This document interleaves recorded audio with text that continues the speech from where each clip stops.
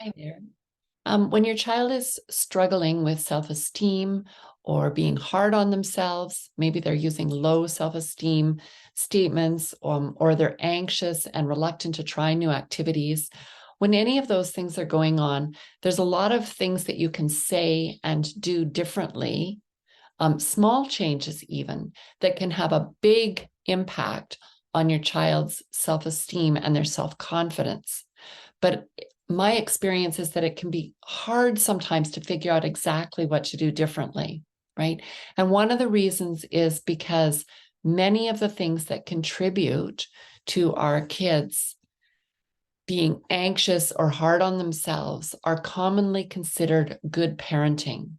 For instance, most parents, and I did this too, tend to think that praising our kids is helpful.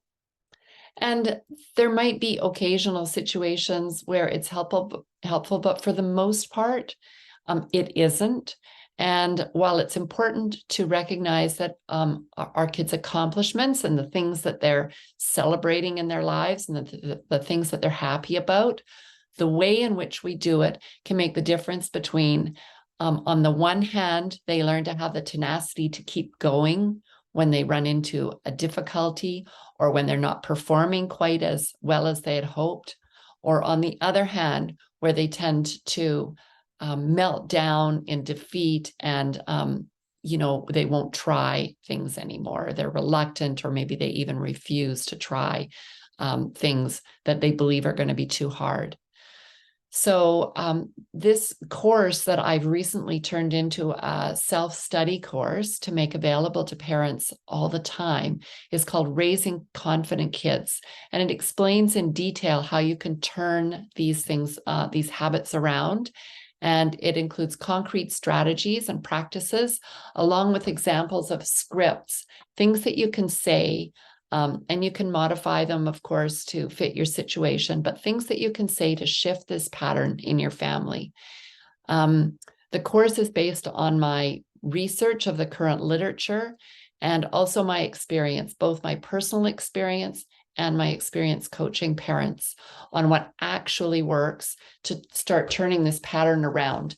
And I say pattern because often this pattern has been going on for more than one generation. A couple of details. The course includes a guidebook. I think it's 35 pages long, and it has practical strategies and notes that summarize the content for you to minimize note-taking when you're listening to the content. It also includes a free copy of my ebook called Freeing Your Child from Self-Criticism and Perfectionism. So you can find out more information just down below, or I invite you to email me if you have further questions. Anyways, I'm excited to be putting this out to the world, and if you decide to dig in and check out the course, I hope you enjoy it. Thanks for listening.